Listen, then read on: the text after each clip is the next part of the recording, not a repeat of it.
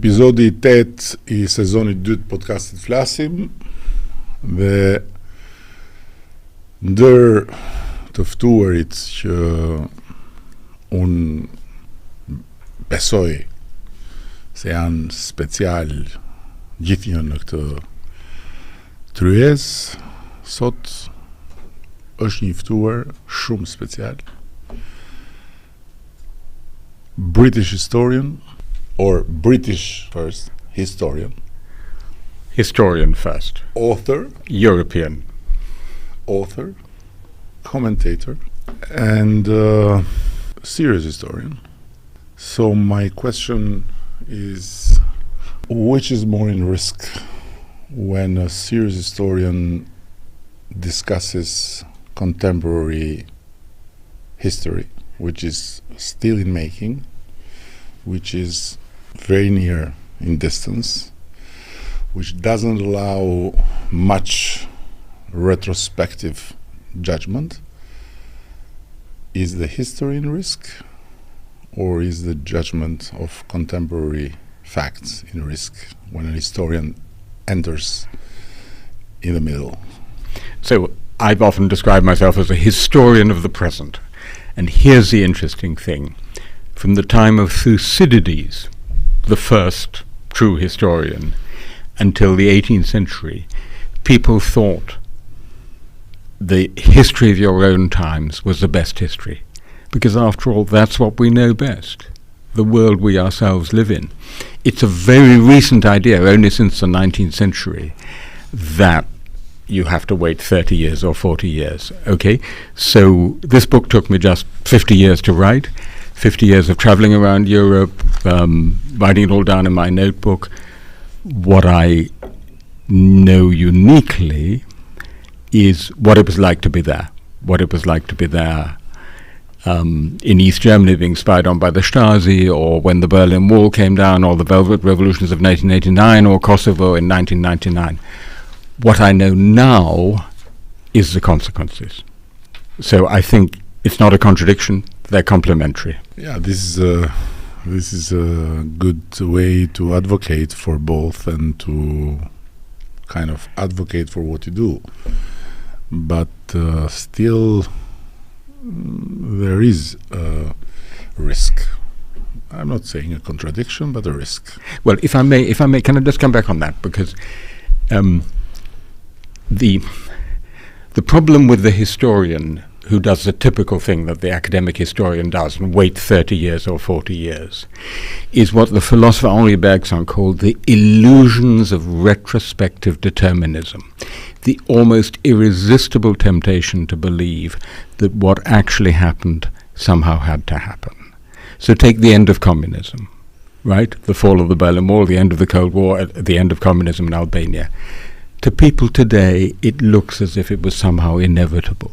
You know very well, it was anything but inevitable. And so what you lose is that sense of how it seemed to people at the time and what people didn't know at the time. So that's the advantage of starting writing the history from the moment of the present. So then we go to the other question, which is, when you write your opinions, strong opinions, I must say, about current events, you write history, or you try to set a possible direction for your readers based on how you read the moment and also on what you learn from history? So I would say the historian and the journalist, and I'm both. This is the problem. It's not a problem. It's a great advantage. Both fundamentally about seeking the truth. It's very simple.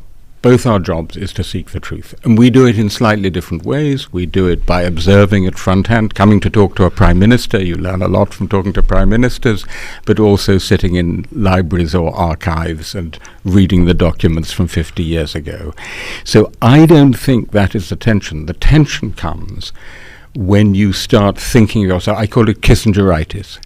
When you start thinking of yourself as a decision maker, and you're trying to almost be a government and make a government policy, rather than what is our job, which is to try to seek the truth and then to tell it as it is, to speak truth to power. So that's what I've always understood myself as doing. But in a way, when you tell truth to power, you question the power's decision. Sure.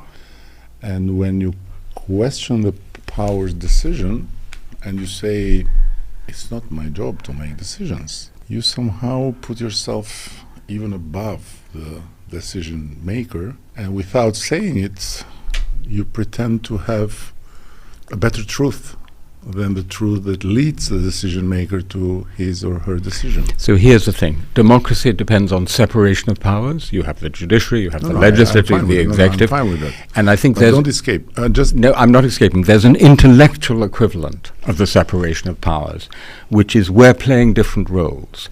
You as a politician, right? I'm fine with that. I'm just asking you now to confess here, because here you have to confess. I have to try to make you confess, and if you want to be shielding yourself all the time by some very well articulated arguments, it's fine, but I have to insist. So don't you think that when you say I'm speaking the truth to power, so this decision is shit, don't you think that you are giving yourself an irresponsible moral superiority by saying, I'm not responsible to do that, I don't do your job, but I'm telling you that what you're doing is shit? Yes, I wouldn't use exactly that language about telling you what you're doing is shit. What I would say is... No, I'm just bringing it to... I'm just making it from the beautification of the language, okay, to make clear what I'm trying to get out of you. My good friend Václav Havel, who is one of the heroes of this book, who was a dissident and then a playwright and then a politician and a president. We are not yet at the book. I'll come to the book. But this is very relevant to this. His idea was you could simultaneously go on being an intellectual and be a politician and a decision maker. My argument is that they're simply different roles, that the politician necessarily has to take a particular line and then to push that particular line as best they can to repeat it in order to win elections. Okay, the intellectual is constantly challenging, rethinking, looking at it from different angles. It's not a matter of one being morally superior to the other. That democracy needs them both. Absolutely. Just as it needs a parliament and an executive and a legislature. I'm not questioning the right of your existence. That's very good of you. As a speaker of the truth to the power, I'm just trying to deconstruct a bit on what I started with. So, again, you are a historian and you are opinionist, let's say, author of books, journalist, and all this. And it's a very good place to be somehow, because knowing history, you have somehow very, very strong instruments or very sensitive antennas to filter what is happening in the reality. But I wanted simply to know from you how much this can undermine one or the other, but you answered in a way, and I fully understand. But let's go a bit further then. You have been very much involved, wholeheartedly, I would say, at least from what I read, in the change, in a big change, in the historical passage from totalitarian regimes to free societies. And the former communist regimes, revolutions have been your topic. Now, at that moment in time, you have been quite an enthusiast of what happened. Now, with the eyes of what is happening, don't you think that what you wrote at that time was journalism, and what you write this time about what you wrote that time is history. Oh, I see the point. I think they're both history. I think they're slightly different kinds of history. I think one is history of the present, which, as I said, for centuries was considered the best history. No one would say Thucydides wasn't history. But what you don't know is the long-term consequences. So here, for the first time, 50 years on, I'm looking back with what in English is sometimes called the retrospectoscope, a wonderful instrument, the benefit of hindsight.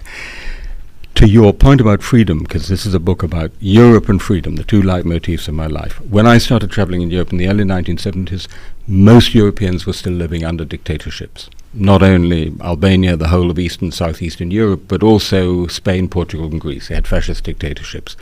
So the great story, not just of my life, but of Europe, is the spread of freedom and of democracy, and then of Europe coming together. And I don't think I view that with any less enthusiasm now than I did at the time when I was witnessing it. Obviously, there are big problems, there are always problems, but the fundamental story seems to me a great story of the spread of freedom. And one other quick thing. Many academic historians or scholars like to assume a sort of Olympian position, as if they are detached and neutral. Nobody is neutral, nobody is objective. I have a different approach. My model is George Orwell, Homage to Catalonia. You tell your readers exactly where you stand. I'm with the dissidents. I stand for freedom. I stand for democracy. I stand for Europe. So it's a contract with your reader. It's a contract of honesty with your readers, rather than the pretense of being Olympian and neutral, which contains its own kind of deception. Yeah, I tend to agree with you in that. And the following is, what has gone wrong between what you witnessed in the beginning of this incredible change? And nobody, I think, questioned that this was really a big and positive change.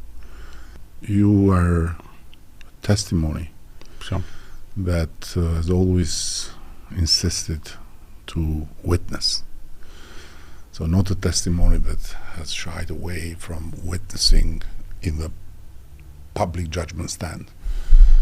So when you witnessed the big change, you saw it with, of course, an objective eye on what was happening, but also a great subjective desire that this would lead to something wonderful.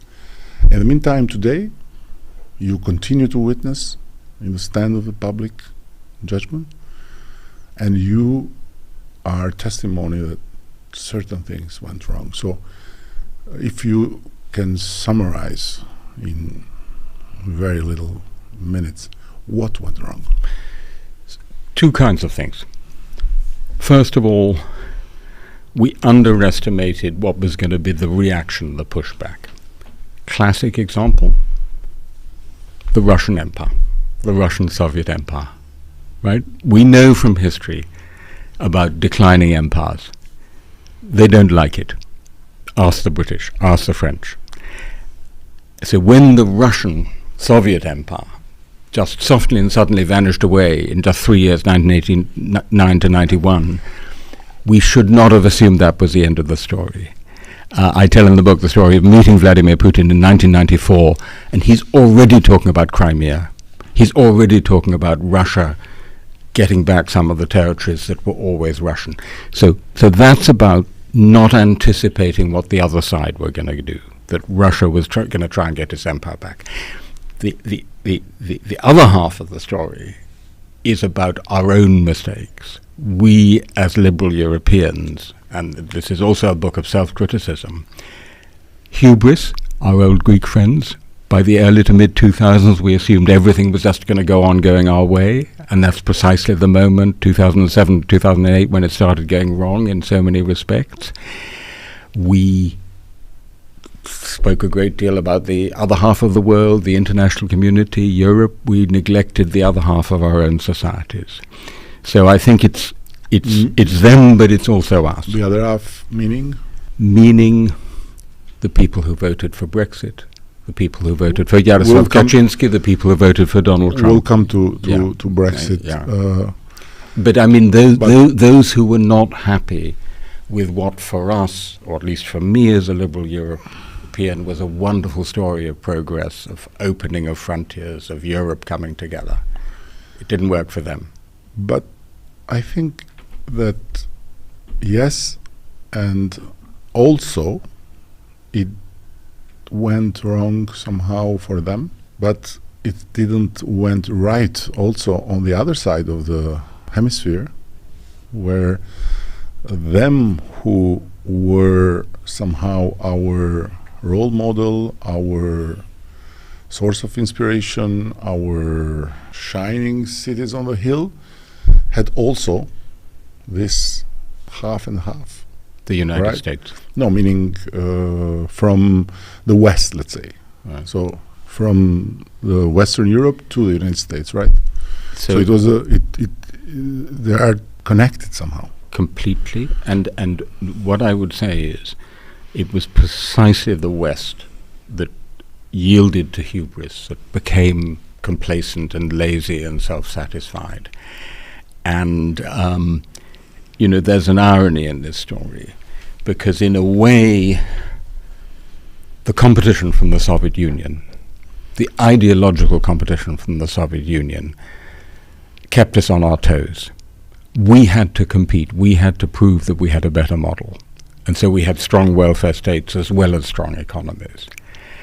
And in a way, we were the victims of our own victory. Suddenly in the 1990s, 2000s, it appeared we had no major global ideological competitor, which is what Francis Fukuyama was saying in his famous book, The End of History. And that's when we became lazy and complacent. Now again we have the competitor. We have Vladimir Putin, but we also have China. Another part of it is, again, a different testimony of yours, that you are the same person, but once upon a time, and not a long time ago, you had a very nice way to explain what Britishness was. And you said that is like a paradox, but a former empire has become a post-imperial identity of inclusiveness, of civic and most liberal society. This was before, and now what is the Britishness? Because I don't think that it is there anymore. I would respectfully disagree. Tell me why. I want good news. Here's the good news. What other European country can you find which has a Hindu prime minister, a black foreign minister, and a Muslim mayor of London? That fantastic capacity to embrace not just Scots and English and Welsh and Irish, but also people from all over the world. No. I agree, but there is a but here. This, what you described, is the product of what you already explained at that time. So at that time, you detected this Britishness, okay? And you said, this is Britishness. So let's say the seeds and the whole climate that was there has made possible that this kind of tree grew, and these names are the fruits of it. But do you think that today's Britain would be able to continue in 10 years or 20 years time produce the same with what we are seeing, the anti-immigration rhetoric, the very strong support for ideas and notions that at the time you described the Britishness would have sound like some fringe, outrageous, never electable opinions. So I don't think, I mean, for me, Brexit was the biggest political defeat of my life. My whole life has been about Europe. I'm an English European. So for Britain to cut itself off from Europe is a tragedy for Britain, but also, I think, for the European Union and the future of Europe. But I don't believe Brexit has cut down that oak tree of Britishness that you're describing. I think it's still there. There's still hope. And and by the way, because you and I were just talking a moment ago privately about migration. So I think one of the mistakes, Tony Blair, who I admire in many, many ways, and it was a wonderful period in British history, one of the mistakes he made was to believe that you could just go on opening your society, opening your finances, opening your economy, opening to migration, and there wouldn't be a reaction, because there was a reaction. And the slogan of the Brexiteers, which won it, by the way, only 52% to 48%, remember, it wasn't inevitable at all, was take back control. What do you have now in Germany? You have Germany's leaders talking about the problem of Kontrollverlust, loss of control. So I think all our societies need that sense that it's under control, that immigration is being managed. And so I think that was actually a mistake of the Blair years, for which we paid a heavy price.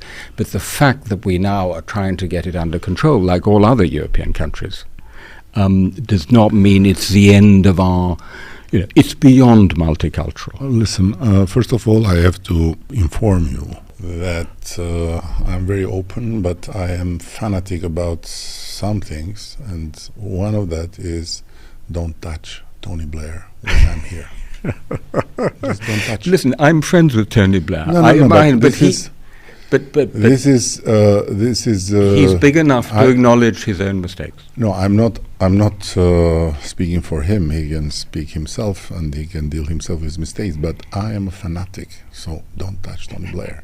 And not to advocate for him, but sorry, Tony Blair has left his office how many years ago? So it's not. I don't think it's not really very accurate that what happened with Brexit be left to Tony Blair as another mistake, because maybe at that time, I don't know, but maybe at that time open was the right way, and maybe close is more like response in a rush, looking the control being lost, instead of having done some other things before. And it was Tony Blair afterwards. But the problem in Britain with Tony is that everything he speaks, people tend to not listen, but to say, you were guilty for Iraq, so don't speak, you are a criminal. But since long ago, he has said and proposed that there is a way to control. So he has been one of the people that has made propositions about control. So I could be very easily his biographer, but not like you from inside, but from outside. So I spoke to Tony for this book. I went back, and as you'll see in the book, I actually spoke to him about this, and I think he would acknowledge it. Britain was the only EU member which, with the big enlargement in 2004 and again 2007, Bulgaria and Romania said, no limits, anyone can come. And that the millions of East Europeans who did come to Britain, which was wonderful for me, because I could speak Polish. No, the millions of Europeans that came to Britain, they came to Britain's benefit big time. I couldn't agree more. Because you see, when they started to leave after Brexit, you needed truck drivers, But every analyst of Brexit would tell you, and this is simply people seeking the truth, that one of the reasons people gave for voting for Brexit was the scale of immigration, particularly from inside the EU. That's what makes it different from other European countries. So it's simply a fact. And I don't think Tony would have any problem with someone... No, I don't know what he thinks about it. I didn't talk about this precisely, but okay, I'm not gonna debate with you there because it would be too pretentious and maybe too superficial from my side. Thank you for telling me that there is hope for Britain. This is good news. I want to go to something else that is very dear to you and is very dear to me, but still you are the speaker of the truth to the power. I am a former speaker of the truth to power that have to deal with power, and sometimes this is like, you know, a strong battle within. I'm talking here about the freedom of speech, which is very dear to you, and you have even wrote the role of Europe in political freedom, diversity, free speech, and you have wrote something that I want to ask you and develop a bit, elaborate a bit. You have wrote, I quote, "We need the way to combine freedom and diversity," and this, if I'm not wrong, is a reflection on your preoccupation on how the freedom of speech is being abused, big time, right? And you say, the way to combine freedom and diversity is to have more but better free speech. Now, this is a very noble way to look at it, and but is it possible?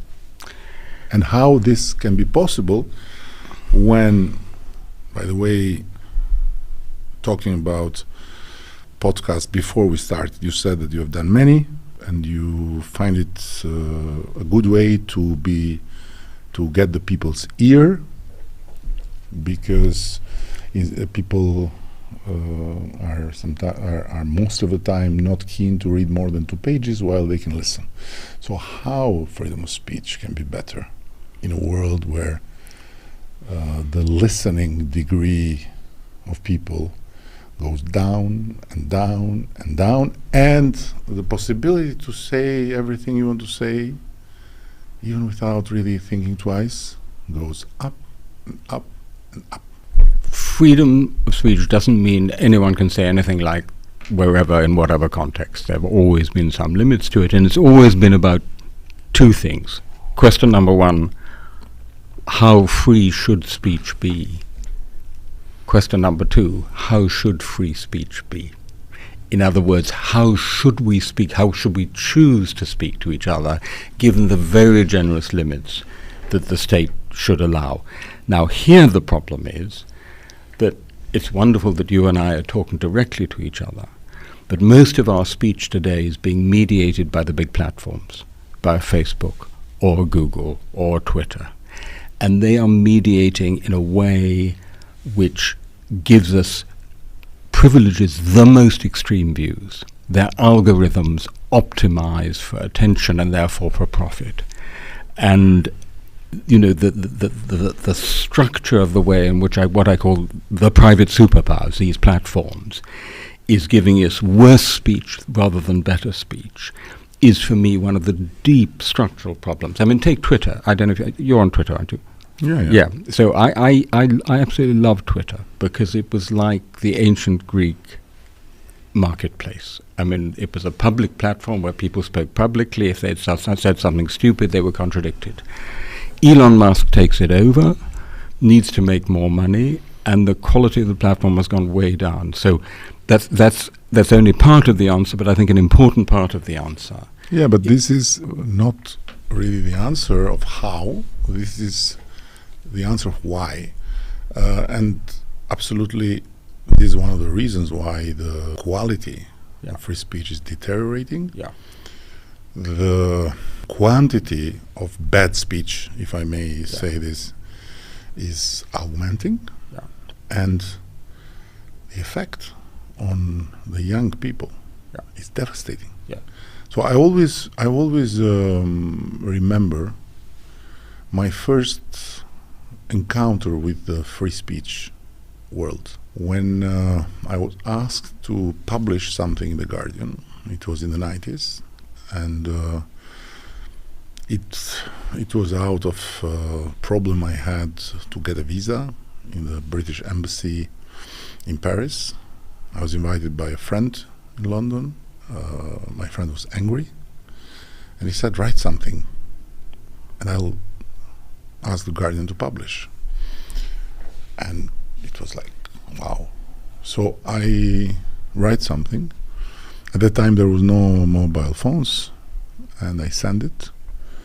And when I come back to my atelier in Paris, I just listen to the answering machine, and I hear a voice, Mr. Rama, I'm calling you from the Guardian, and I'll need to talk to you.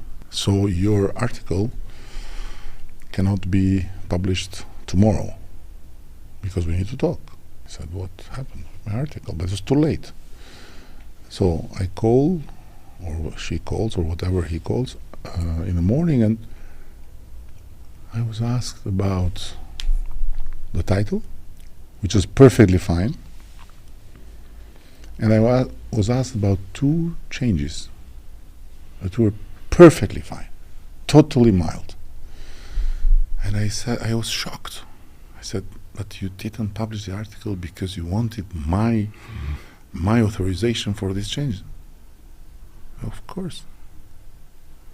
And the second experience I had, again with the free speech world, was with New Yorker, when Jane Kramer came here to make a portrait of mine as mayor.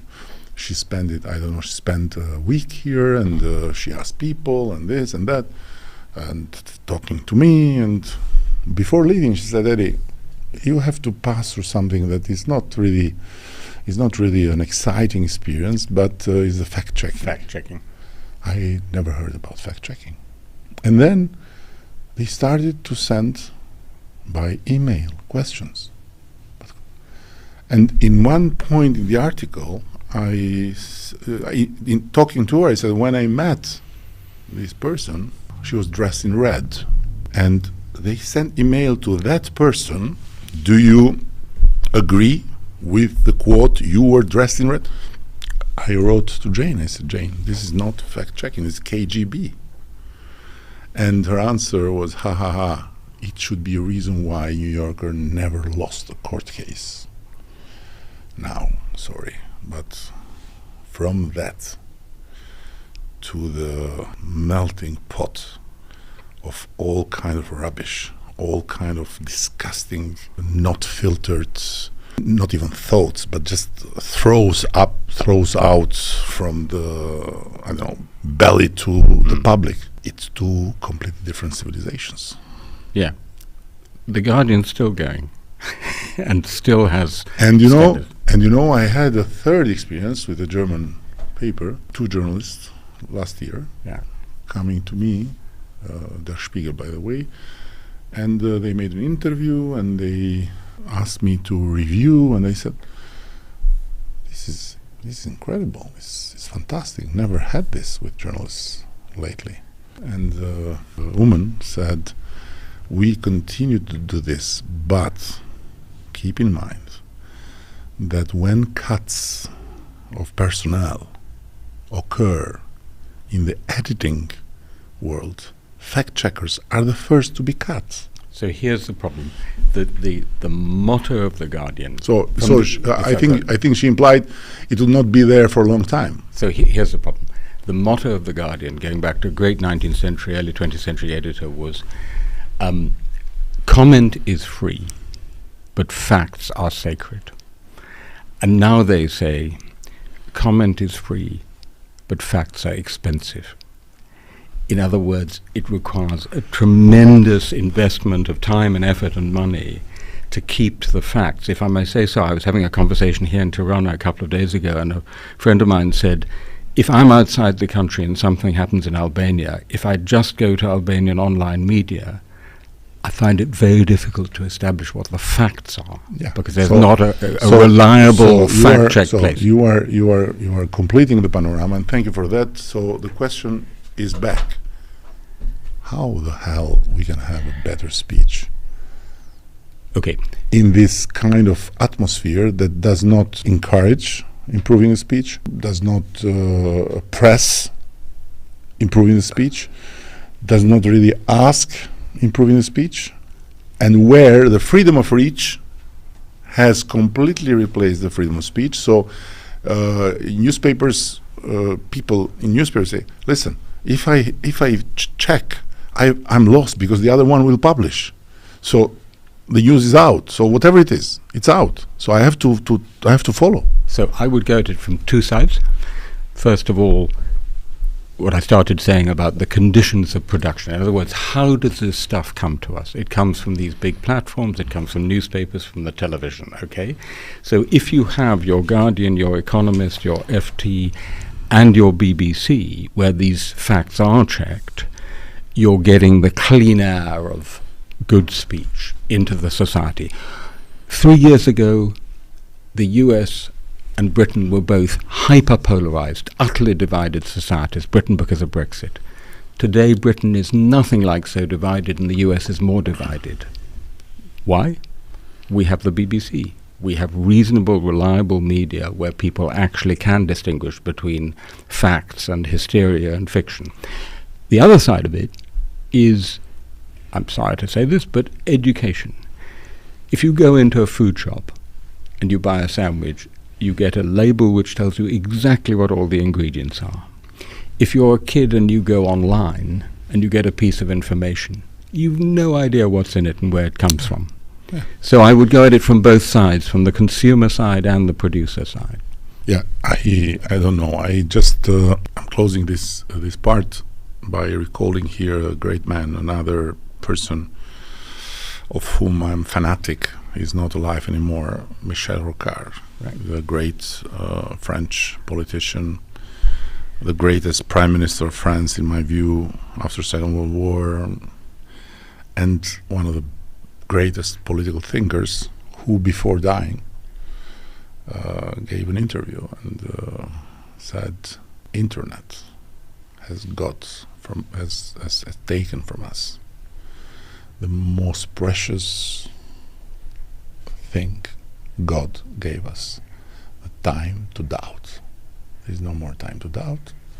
You have to be there, ready with your side of the story, and you just shoot." And all these platforms that are supposedly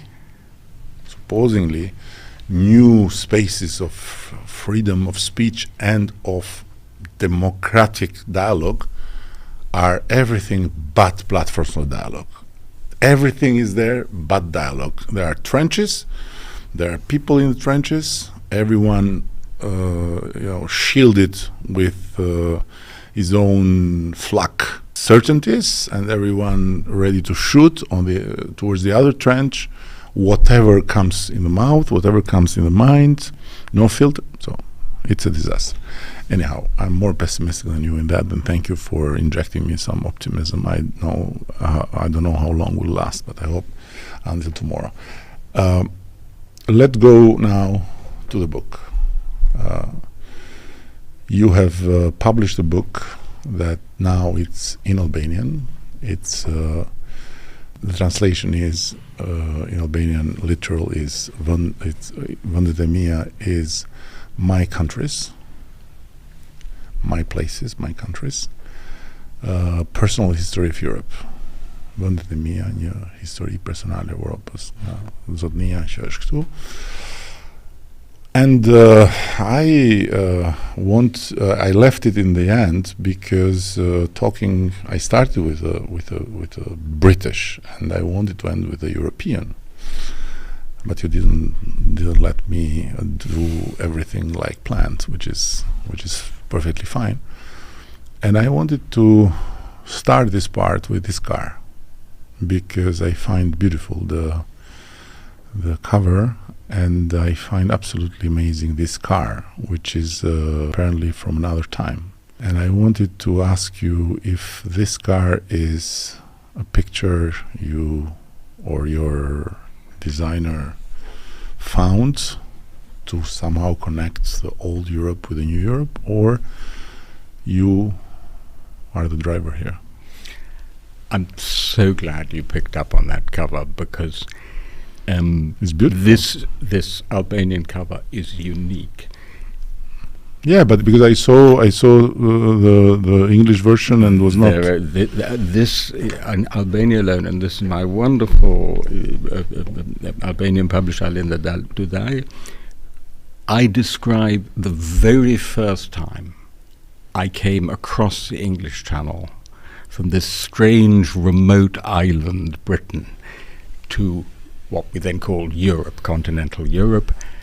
And it was in this car. It was called a Hillman Super Minx, not a very good car, from the 1960s. My father was at the wheel, and Arlinda found a picture of the actual dashboard of that car. So that is the car in which I first came to this strange place called So Europe. Arlinda found it. Yeah. Chapeau to Arlinda. Chapeau. Absolutely fantastic. Fantastic. So this is really a book that I must read all the way. I have gone a bit through. It looks fabulous, and I just want to kind of ask you about Europe, but a bit, jumping over your two existences as historian of the present and as historian of the past. I want you to be the historian of the future. Tell me where Europe, which place Europe you will be in 10 years. So, I mean, first of all, just to the title quickly, the wonderful thing about being a European is that you can be at home abroad. I'm in Tirana, I'm in Paris, I'm in Warsaw, I'm in Madrid. I'm clearly abroad, but I'm at home. Hence, homelands. And that is something unique that we have built, which is this mix of unity and diversity. And this comes to your question, which is now, after many years in which Western Europe really wasn't that serious about eastward enlargement, I would say since 2008. Croatia came into the EU, but you know this better than anyone. Macedonia has been a candidate since 2005. Since the full-scale invasion of Ukraine on the 24th of February 2022, Europe has got serious about eastward enlargement again. And so I really think, Heraclitus, by the way, the ancient Greek historian, said war is the father of all things. True again here. This big war is the father of this change. And I would say we have an opportunity once again to make that kind of great step forward that we did in the 1990s and early 2000s with the first big eastward enlargement of the European Union and of NATO, all the way to the Baltic states, all the way to Romania and Bulgaria. So that's the opportunity. The risk is that the war in Ukraine has also showed us that we're in a difficult and dangerous world for the West. So we have the post-war period between 1945 and 1989. We have what I call the post-wall period, from the fall of the Berlin Wall, 9th of November 1989, to the 24th of February 2022. We're now in a new period. What's it going to be called? I think it might be called the post-Western period, because suddenly we discover that we have Russia fighting a brutal war of recolonization against Ukraine. But China doesn't mind. India doesn't mind. Turkey somewhat sits on the fence. South Africa is happy to do naval exercises with Russia and China together. Brazil doesn't mind that much. So we're trying to build this larger and better Europe, but in a world of post-non-Western middle and great powers, which have a very different view of how things should be. So for me, that is the challenge. Yes, but the question was, tell me where Europe will be in 10 years. These are all analysis. Now, how it will go. try to be, for once, the historian of the future. The historian of the future is a contradiction in terms. Historian of the past, historian of the know. present, you know. I know, but still, Okay. I'm challenging you to survive this contradiction in terms. So first of all, the great motto of the Albert Italian Antonio Gramsci, pessimism of the intellect, optimism of the will. If you look at all these huge challenges we face, plus climate change, plus demography and development, it's difficult to be intellectually optimistic. I think if a new generation of Europeans mobilize not only to defend what we have achieved, which is the best Europe we've ever had, but to extend it and improve it, which is entirely possible. We could look back in 10 years' time, we could have an European Union of 35 member states, and we could have defended what we have, our own free way of life in Europe. It's possible, but it's up to us. Okay, but first of all, absolutely, but 100% agreeing with you that Europe, as was conceived and as has been somehow unfolding based on the huge vision and dream of the founding fathers, is the most wonderful political project of the humanity, in my view. So humans have conceived nothing more wonderful than Europe, the European Union, in and politics, politically. Yeah. Politically, I mean. So I'm talking about the European Union, absolutely. The problem is, in my view, that to go at that place you described is not so about a young generation of Europeans and all this, but it's about something, first and foremost at least, maybe not exclusively, something you yourself has written. Europe must take itself some characteristics of an empire. This is the key. Explain. So, because an empire with 35, I don't see working. 35 leading. Empire can have also 350, but the point is who leads. Here's a deep paradox. If Ukraine manages to defend its own independence, that will be the end of the last major European empire, the Russian Empire.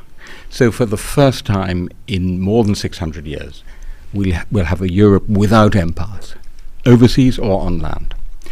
But in order to achieve that, Europe itself has to acquire some of the characteristics of an empire, because we have to be able to defend ourselves, right? Yes, but and so it has to be something novel in history, which is a non-hegemonic empire, an empire without a single hegemon, particularly, by the way, if the United States is within an empire of the willingness of everyone to be part of it. To be part of it, but I mean to do more together. Yeah, of course, but I mean not hegemonistic in that way. Without a single country as the hegemon. This is the key point. By the way, 6 months ago, I'm sitting in the foreign ministry in Kiev, heavily sandbagged, with the Ukrainian foreign minister, Dmytro Kuleba. And he says to me, for us, Europe is a liberal empire, a peaceful empire, non-hegemonic, by consent. And we want to leave that bad old empire, the Russian Empire, and enter the liberal empire. But to do that, we have to go further than we have done so far. And you know what? No one has ever done this before. You said how beautiful the European Union is. Absolutely, that's the point of this book. This is the best Europe we've ever had. But no one has ever put together so many European countries in a union that is strong, can defend itself economically, militarily, technologically, and otherwise, but at the same time is non-hegemonic, that keeps this balance between unity and diversity. So let's not kid ourselves. This would be totally unprecedented in history. Yes, and it's much easier to solve the contradiction between being a historian and writing the history of the future than envisaging functioning hegemonistic and run by an hegemonic power empire, which includes 30 and more, maybe 40 states, and which is capable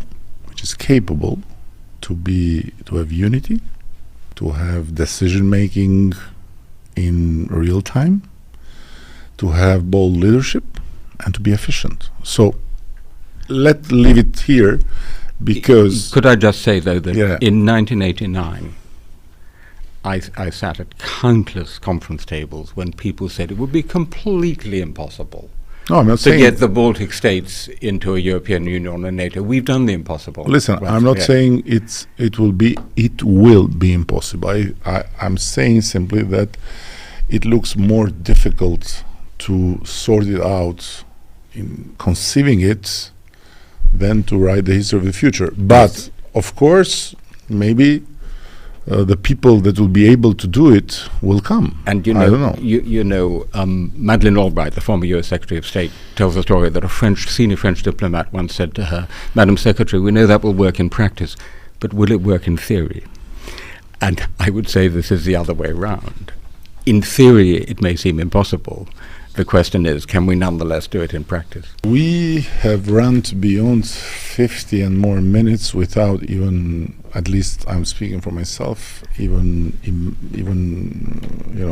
imagining that 10 minutes are gone. So it has been too fast, and your experience, your field of interests, your space of truth spoken to the power is so large that we have unfortunately to leave for another time, and I hope that you will come back. Albania will be part of this dream even when everyone else will abandon the dream. It's what we do.